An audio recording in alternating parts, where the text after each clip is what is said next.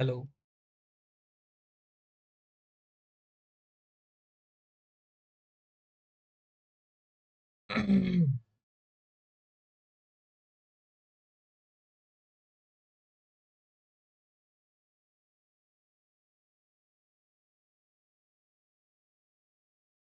Hello everyone,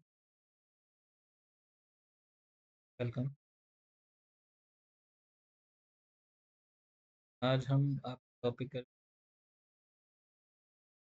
हम लोग आपके केमिस्ट्री के भाई के लास्ट के 30। उम्मीद है आपने काफ़ी कुछ पढ़ा। अब हम क्या करेंगे हैं कि क्या क्या चीज़, क्या टॉपिक, किस तरह से आपको ये भी पता चलिए। करते हैं ज़्यादा बात। ऐसे सबसे पहला टॉपिक है अगर एग्जाम में तो ये कि किसी भी ऑप्शन आपको दे रखा हूँ तो आपसे पूछा है कि जली विलेन का क्वथनांक का सबसे चार ऑप्शन। पहला दे रखा है 1%, 2% दे रखा है 1, 1%। सबसे पहले तुमको यही जानना पड़ेगा कि ये किस टॉपिक का है। अगर आप लोगों ने सोल्यूशन पढ़ रखा है, आपने कहीं पढ़ा होगा, किसी भी चीज़ का आंक होता है। आंक को हम लोग किसे इक्वल होता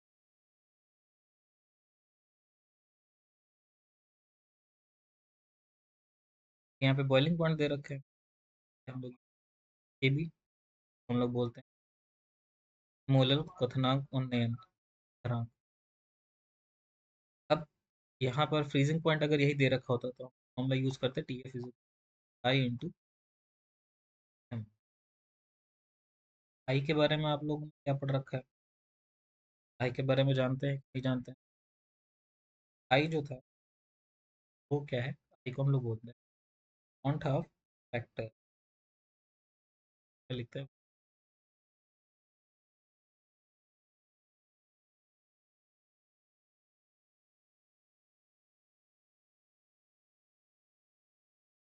ये बेसिकली क्या बताता है? ये आपको बताता है कि कोई भी बिलियन है तो आई रिप्रेजेंट करता है किसी भी बिलियन कितने कण बन रहे हैं।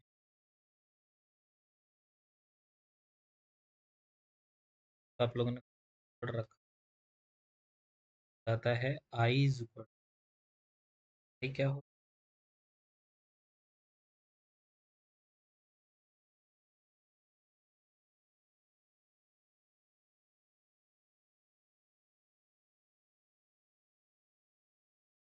अपेक्षित।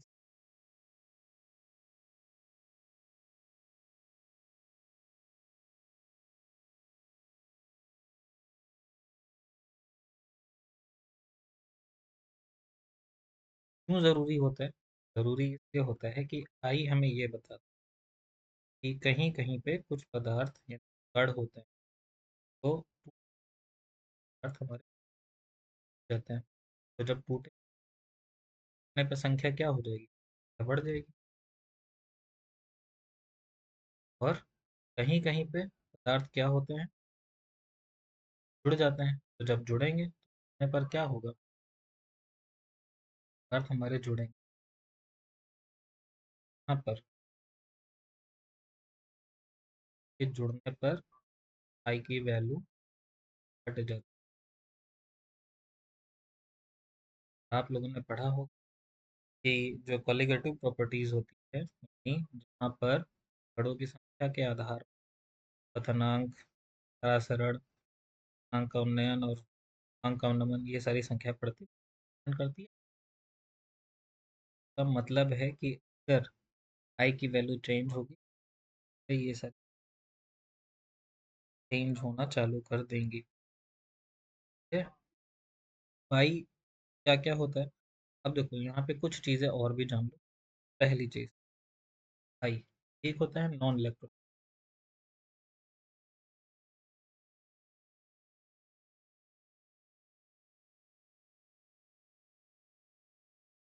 तो बोलते हैं जो टूटते नहीं। जो चीज़ टूटेगी नहीं का मतलब है उसकी आई की वैल्यू क्या रहेगी, सेम रहेगी। फॉर एग्जाम्पल जैसे हम लोगों ने पढ़ा कोई एग्जाम्पल अगर याद हो आप लोग नहीं याद होगा, जैसे ग्लूकोज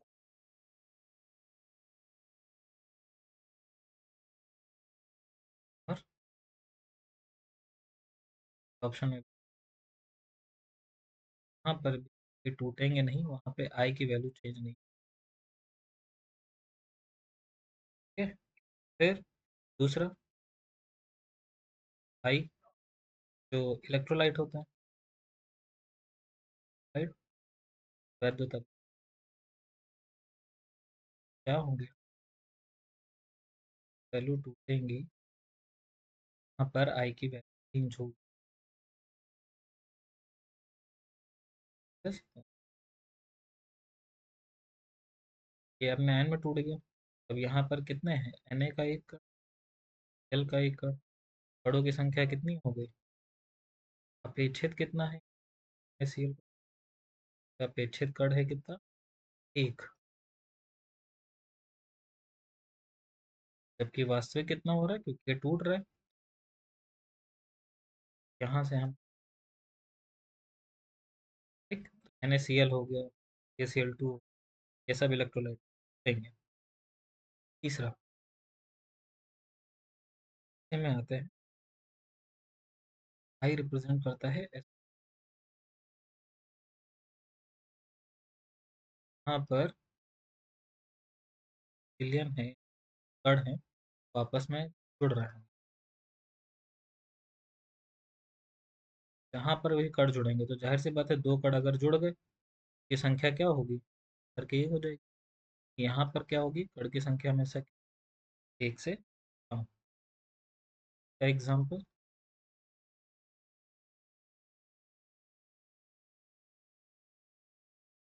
ठीक है, तो ये डाइमर बनाते हैं, ऐसे में ये जुड़ जाता है, क्या होगी,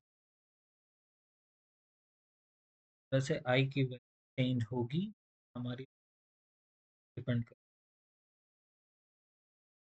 देखो यहाँ पे क्वेश्चन कह रहा था क्वथनांक ज़्यादा होगा, हमने क्वथनांक के लिए बात करी तो के लिए हम ये देखना पड़ेगा। तो हम देख रहे हैं कि हमारी जो वैल्यू आई पे, क्योंकि सब पे जो सेम। अब हम देखते हैं आई की वैल्यू किसकी, उस के लिए आई की वैल्यू कितनी आएगी, वैल्यू हो जाएगी 1। दूसरे का देखो, NaCl अभी तुमने निकाला है आई के लिए, आई है Na प्लस और Cl माइनस। नेक्स्ट तो आ जाओ किस, CaCl। अगर आप CaCl2 को देखोगे तो ये टूटेगा, सी एक कैल्शियम, आयन किसकी, आई की वैल्यू, आई की वैल्यू सबसे ज़्यादा किसके लिए होगी, के लिए सबसे,